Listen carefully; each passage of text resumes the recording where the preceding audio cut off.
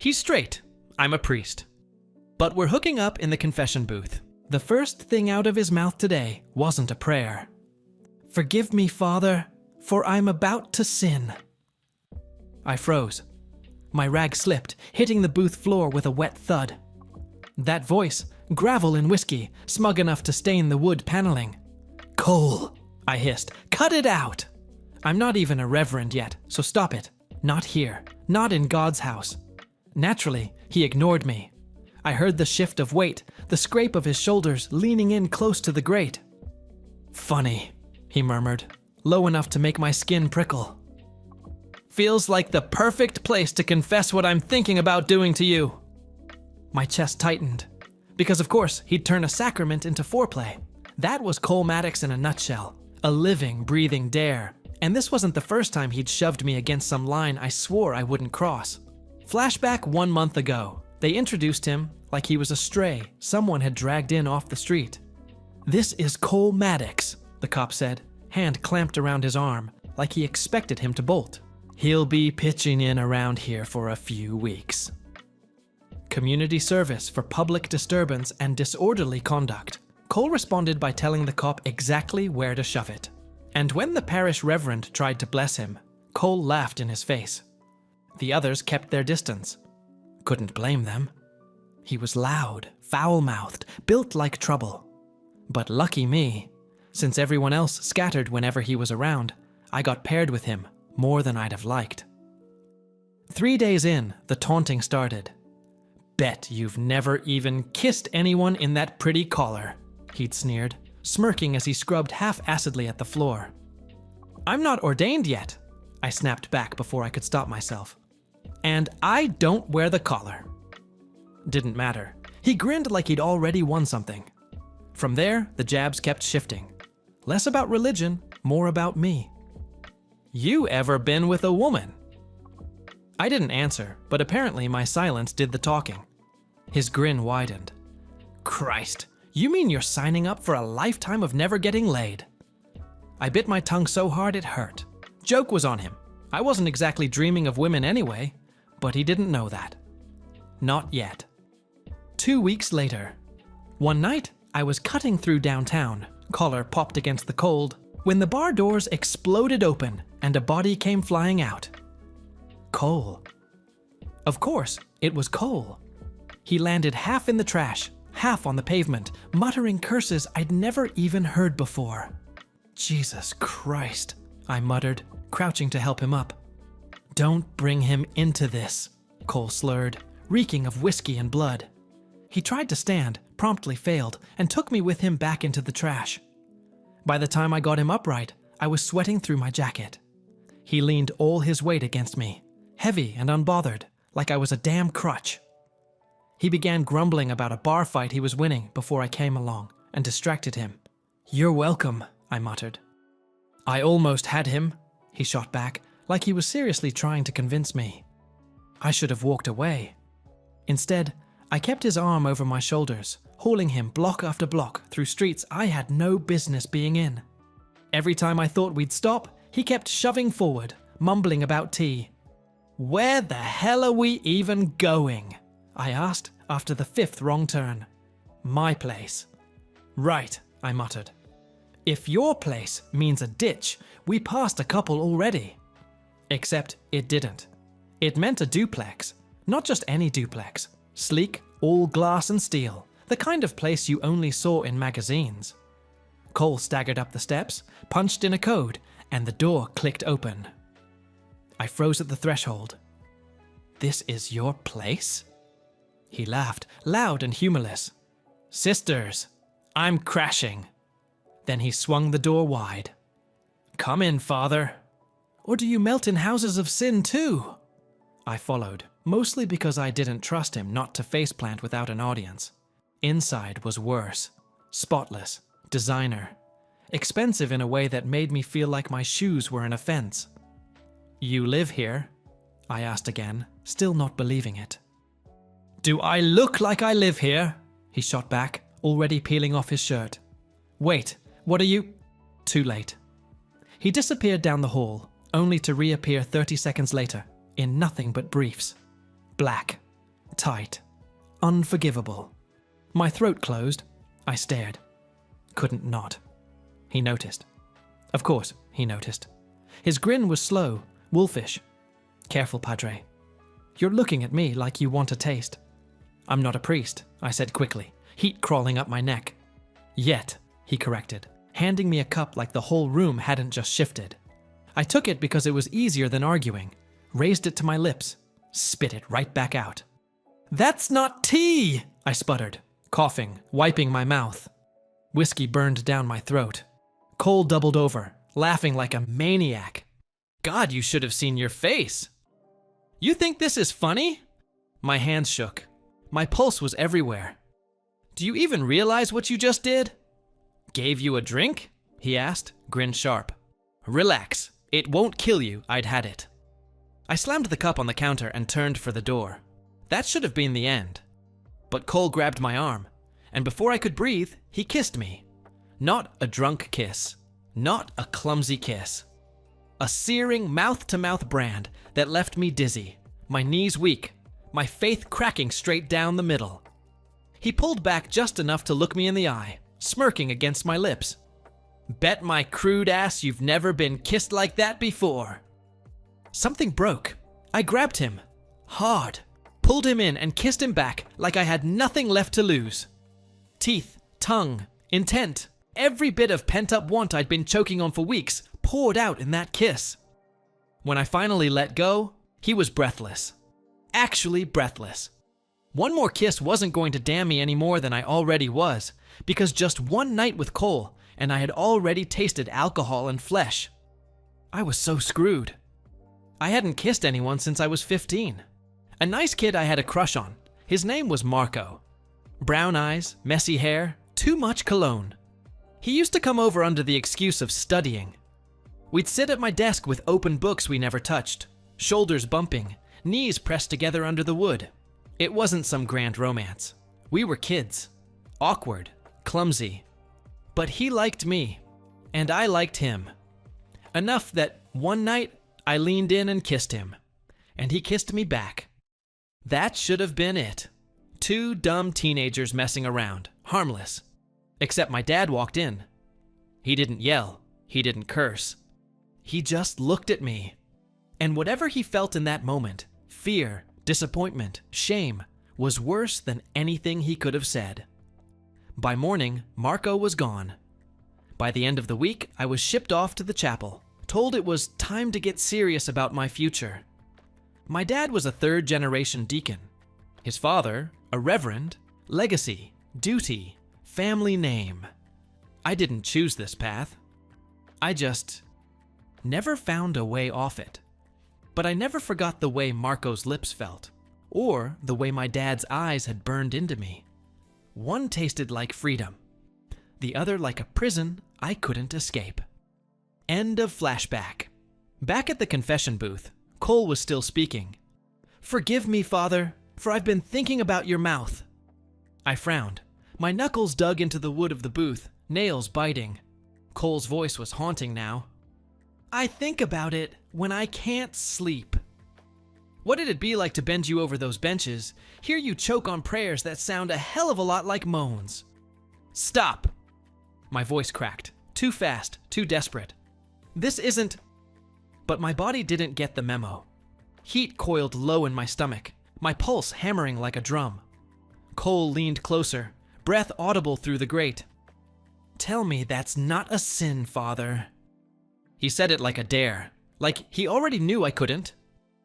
I shoved back from the seat. Cole, I snapped, though it came out more like a plea. Enough. And then I left. 1 week later, the kiss at Cole's apartment didn't fade. Not in a week, not even close. It sat under my skin like a burn, and Cole knew it. He didn't stop, hands brushing too low in crowded hallways. His body pressing against mine in door frames, in stairwells, in the goddamn sacristy. Smirking every time I stiffened like he'd won a round. That night, I just wanted a shower, a towel, and a bed. Instead, I stepped out of the steam and nearly jumped out of my skin. Jesus Christ! I yanked the towel tighter. What the hell, Cole? He leaned against the doorframe, grinning. Relax, Father. I'm just here to check the holy water supply. When I didn't laugh, he pushed on. What? No jokes allowed? You're telling me priests don't get lonely? Don't sneak into each other's booths for a little confession time? Piss off. I shoved past him, water trailing across the tiles. Cole let out a low whistle. Didn't know the robes hid that much. Bet half the clergy'd sell their rosaries to bend the rules for you. My patient snapped. What's your problem? He smirked. Me? I'm fine. You, though, you're locked in a cell and too scared to admit it. Anyone can see this priest gig doesn't fit. The nerve. He kept pressing it until it bled. You want to talk masks? My voice cut sharp. Look in a mirror. You kissed me. Not the other way around. His grin faltered. I was just messing around. Bullshit. I didn't. Bullshit. I stepped in, water dripping between us. You kissed me like you meant it. You touched me like you mean it, and you don't stop. He swallowed. I was drunk. You knew exactly what you were doing. My words cracked like a whip. Drunk doesn't make your hands linger. Drunk doesn't. Make you grind into me. That's you, Cole. All you. I'm not. He stammered. Gay. I barked a humorless laugh. Then why are you hard right now? His mouth opened, but nothing came. Just breath, panic flickering where jokes used to be. My chest heaved, towel clinging damp. If I stayed another second, I'd do something I couldn't take back. So I shoved past him, shoulder slamming his, and stormed out. 1 week later, I barely saw Cole in the days that followed. The parish felt too quiet without him. Then, Father Gabriel called me into his office. He sat behind his desk, sunlight striping his face through stained glass. Calm on the surface, but I knew the storm underneath. Sit down, Liam. I obeyed. His eyes weighed me, like he could see straight through. That boy hasn't shown up in almost a week. Do you know what that means? His hand cut me off. It means he violates parole. And if he violates parole, he doesn't just walk.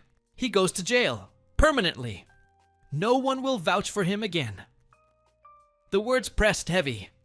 Cole wasn't my responsibility. He told me that himself. Still, the thought of him locked away. I put my name down for him, he said, voice like steel. That was no small thing. If he fails, it reflects on me. On us. On you I swallowed hard. Then, softer. You're a good man, Liam. But goodness isn't passive. Sometimes it means stepping in when no one else will. His gaze faltered, weary for once. Find him. Remind him there's more to his life than throwing it away. If he listens to anyone, it'll be you. The words hit deeper than his sermons ever had. 2 hours later, I didn't want to go. Every step toward Cole's neighborhood felt like dragging chains. But Gabriel's words followed me. Sometimes goodness demands you step in where others won't. The duplex gleamed under the afternoon sun. Wealth, order, perfection. I almost turned back. Then the door opened. A woman smiled, warm and easy, nothing like her brother. You must be the priest Cole keeps swearing at. I froze. I'm not... Yes, ma'am. Her grin widened. Cole's told me about you. Come in. He's upstairs sulking. Sulking. Not a word I'd ever pinned to Cole. He struck me as more of a burn-it-all-down type. She ushered me inside. The house smelled of spice, sunlight, family. Too alive, too intact. Everything Cole wasn't. Upstairs, she knocked once before pushing open a door. Cole sprawled on his bed, shirtless, headphones on, eyes shutting me out. The second he saw me, he stiffened. What the hell are you doing here? The venom hit like a slap. Trust me, I don't want to be here. Gabriel sent me. Keep skipping and they'll throw you back in jail. For a beat, fear flickered in his eyes. Then it was gone, hidden behind a scoff. Figures he'd send his golden boy. I turned to leave. Message delivered. I'm out of here. Before I hit the stairs, his sister's voice floated up. "You're not running off, are you? Dinner's almost ready." "Stay," I froze. Cole smirked, eyes hard. "Guess you're trapped, Father Liam." I clenched my jaw. Not father, not yet. And against my better judgment, I stayed. 10 minutes later, dinner was a spread I hadn't seen in years. Roast chicken, buttered rolls, vegetables that looked airbrushed. I tried not to stare like a starved man, but Cole's sister kept piling food onto my plate like she'd been waiting for someone to mother. Cole, meanwhile, looked ready to crawl under the table, especially when she started telling stories. "Did you know he used to wear a cape to school?" She laughed, nudging him. "Little superhero, stomping around like he owned the world." I nearly choked on my water. Tiny Cole, same scowl, drowning in a cape. "Shut up," he muttered, stabbing at his food. "And when he tried to skateboard down the church steps. Thought he was invincible. Broke his arm instead," Cole groaned. "Can you not? Relax. It's cute," I said before I could stop myself. And it was. Softer. A version of him buried deep. Before he could retort, her phone rang. She sighed, kissed the top of his head, and gave me a warm smile. "You two behave." Then she was gone. The next 5 minutes were filled with silence. Just the fridge humming, louder than both of us. I eventually got fed and took a shot in the dark. "What happened to you?" Cole's fork froze. "What? You were different once." Cape Kid. Church steps. "What happened?" He snorted, shrugging like it weighed nothing. "World's a shitty place. That's what happened? Fair enough." I stared at him. Let it sit. Then, "So why the hell do you care what I'm doing? Why do you care if I'm in the seminary?" His eyes flicked up sharp. "Because it's bullshit. Nobody wakes up and says, 'Hey, you know what sounds fun? Giving up everything and living alone in black clothes.' That's not a choice. That's a cage. Is that what you really want?" I reached for the easy script. My dad's a priest. So is his dad. And his dad. It's just what we do. I'd be the youngest priest in the parish if... Cole's hand smacked the table, silverware jumping. "Not what they do." "What do you want?" Heat crawled up my neck. "It doesn't... The fuck it doesn't!" He leaned in, jaw tight. "What do you want, Liam?" I opened my mouth, shut it, opened it again, and it just came out, loud and raw. "I want to be a barista!" The words hung there. Stupid and naked. Cole spared all but a second before bursting into laughter. Full-on barked out a laugh, head tipped back. He slapped the table again, this time from sheer amusement. I couldn't help it. I laughed too, shaking my head, embarrassed. "Jesus Christ," he said, still chuckling. And then, there it was. A real smile. Not a smirk, not a sneer. Just a grin. I blinked at him. "That's the first time I've seen you smile." "Shut the fuck up." He flipped me off, but there was no bite. Then he sobered, tilted his head. "So, why aren't you doing it?" "Coffee shit. Whatever." "Why not?" The laugh dried up in my throat. I froze. He noticed. Of course he did. "What's stopping you?" My chest tightened. I wanted to change the subject, but it just tumbled out. "When I was 15, there was this boy, Marco." The smile slid off his face. "We kissed. My dad caught us. Next day I was in the chapel. Haven't left since the silence after that was suffocating." "Fuck," Cole muttered. He rubbed at his jaw.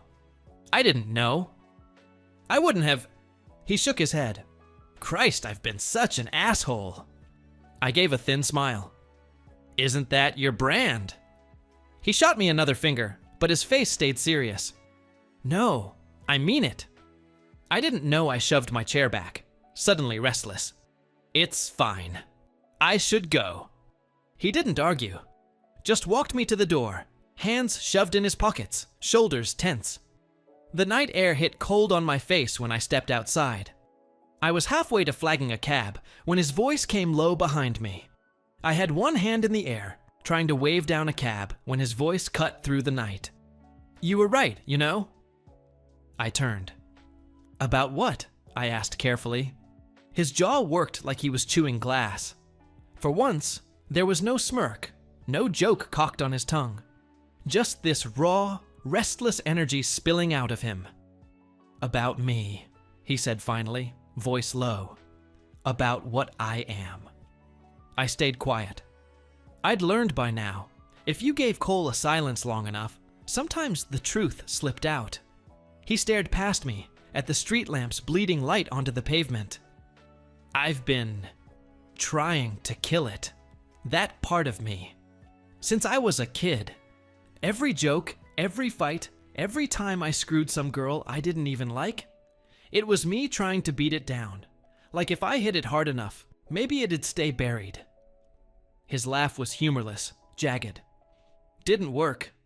Never worked. And then you show up, and you... Fuck. You just looked at me, and it was like you knew." My throat tightened. "Cole." He finally met my eyes, burning, bare, no armor, no mask, just him. "You don't know how much I hated myself. Still do. Somehow you made it so I couldn't lie anymore. You ripped the cover off, and now I can't stop thinking. About it. About you. About what that makes me." The silence between us buzzed like a live wire. "The boner was kind of a giveaway," I said, trying to breathe through the weight in my chest. He laughed. Quiet, broken, but real. Fingers raked through his hair, disbelief on his face. Then he stepped closer. Just enough to blur the air between us. "I'm so fucking tired of pretending," he whispered. Before I could answer, his mouth crashed into mine. Quick, rough, desperate, gone as fast as it came. He pulled back, breathing hard, eyes searching mine like a man waiting for a sentence.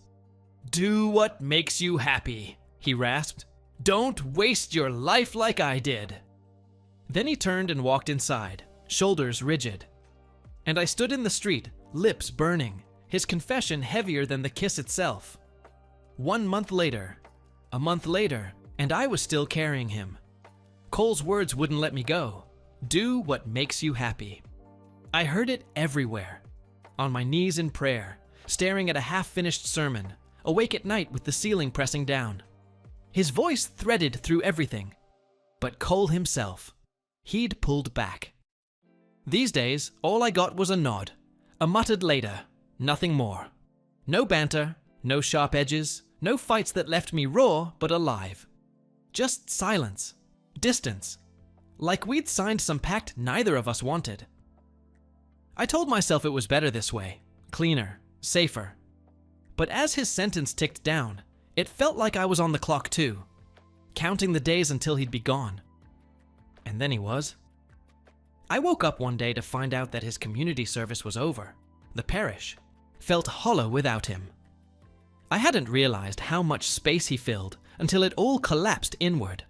I'd catch myself glancing at the door, waiting for that smirk that made me want to strangle him. My chest would tighten when I remembered.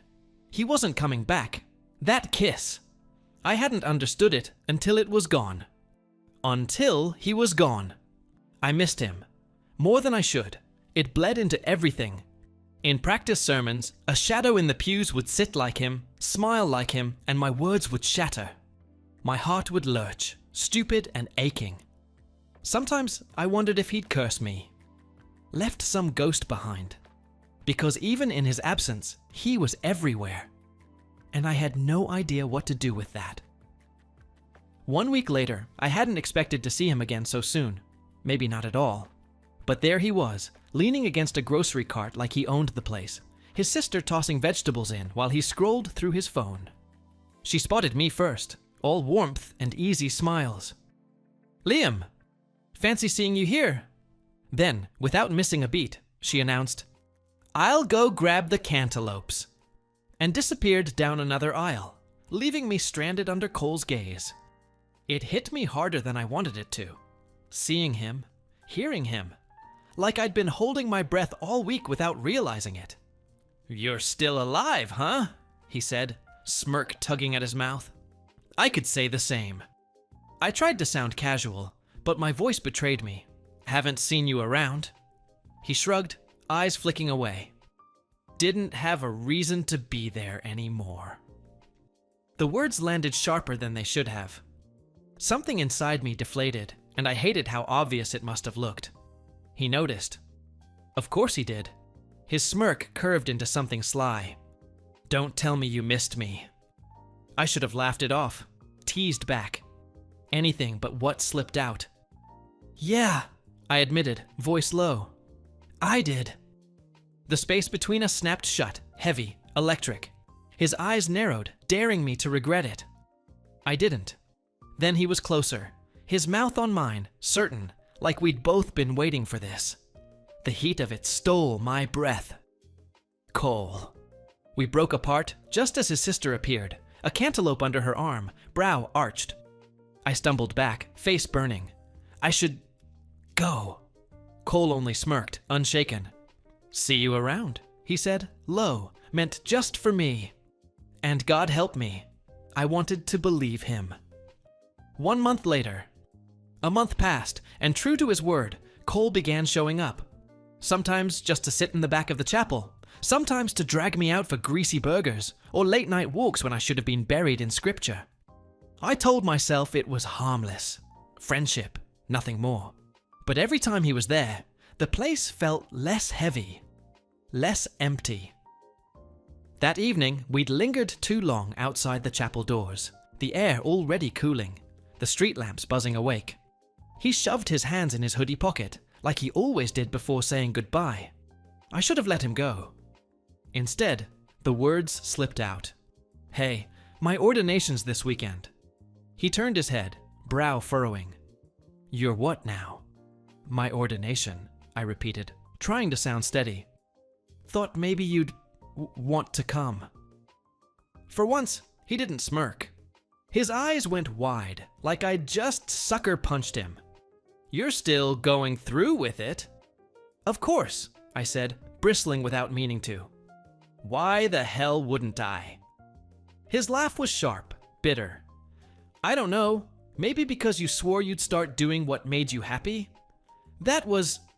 I swallowed, heat prickling the back of my neck. Not everybody has that luxury, Cole. I have a duty. To my family. To my name.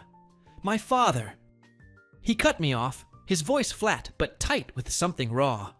"And what about us?" I froze. The word us hit like a stone to the chest. "You do realize," he went on, jaw clenched, "that once you're ordained, that's it. You and me. This?" He gestured between us, eyes hard. "Done. Gone. You can't have both." I opened my mouth, then shut it again. The words tangled, useless on my tongue. He watched me struggle for an answer, and whatever he saw only pissed him off more. His voice cracked as he spat. "Unbelievable. I can't believe this shit." Then he turned and walked off, hands shoved deep into his pockets, leaving me under the streetlight, my throat burning with everything I couldn't say. 4 days later. 4 days. That was all the time left before the collar was around my neck. Before the end. I hadn't seen Cole since that night. Maybe I never would. Maybe that was for the best. But damn it, I missed him. I tried to bury it, sweeping out the confession booth like a man tidying his own grave, when the curtain rustled. Father Gabriel sat where the penitent should have been. "Forgive me, Father," I muttered, stepping back. "I didn't realize." "Stay," he said gently. "You look weighed down. Unburden yourself." Confession helps. I froze. I should have walked away. But something compelled me, and I sat. The words spilled out, about Cole, the kiss, how it made me feel seen, about my family's expectations, the collar waiting for me like a noose, about Marco and the silence he left behind. When I finished, the booth was quiet. I braced for disgust. It never came. Later, in the nave's stillness, he laid a hand on my shoulder. His eyes were unbearably kind. "You're about to take a big step," he said softly. "And before you do, be sure it's for the right reasons. Not because your father did, not because your grandfather did, not even because you think God expects it." My chest ached. "This choice belongs to you," he said firmly. "No one else. Not your family, not even God, just you. And whatever you do, Liam, make sure it's what makes you happy." His words lingered long after he let go, echoing louder than the bells ever could. 2 days later, the cathedral was suffocating. Sunlight cut through the stained glass and fractured beams, splashing reds and blues over the crowd like judgment. The organ swelled, heavy and relentless, rattling in my chest. I should have been up there, kneeling with the others, waiting for the oil, waiting for the vows, waiting to disappear into a life that was never really mine. But instead, I moved. My shoes scuffed against marble as I slipped through the pews, past pressed collars and craning necks, my heart hammering loud enough to drown out the choir. And then I saw him. Cole. He was there at the back, like a shadow carved out of sunlight, leaning against a column with that restless energy that never quite fit into any room. Hands buried in his pockets, jaw tight, like he didn't belong here. And maybe that was why I needed him so badly. His eyes lifted, found me, froze. "What the hell are you doing back here?" His voice was a harsh whisper, sharp and disbelieving. He straightened, like he was ready to grab me by the shoulders and drag me back up the aisle himself. "You're supposed to be up there." My throat was dry, but the words came anyway. "Figured I'd take your advice." His brows knit. "My advice?" I held his gaze, steady even as my hands trembled.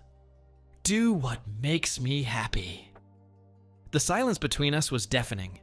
Cole blinked once, twice, like I'd hit him harder than any punch ever could.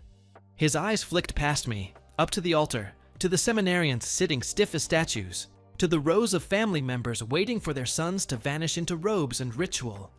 Then back to me. "You sure about this?" he asked, low and raw, like the question was ripping him apart. I turned, really looked.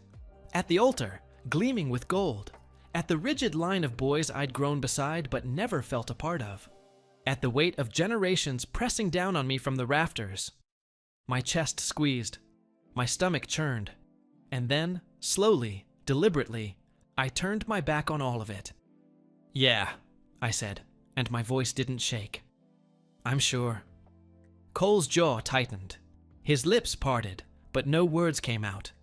He looked at me like I was something fragile and terrifying all at once, something he hadn't believed he'd ever get to touch. I stepped closer, close enough to feel the heat rolling off him, close enough that the rest of the world blurred at the edges. My mouth curled into something crooked, reckless, alive. "So, what do you say?" My voice was a challenge, a plea, a confession all at once. "You and me. Let's get the hell out of here." For a moment, he just stared, like he was trying to memorize me, brand me into his memory in case this was all a dream. Then the corner of his mouth twitched, slow and dangerous, and for the first time all morning, the knot in my chest came undone. Because I'd finally chosen. Not for my father, not for the parish, not even for God. For me. Conclusion.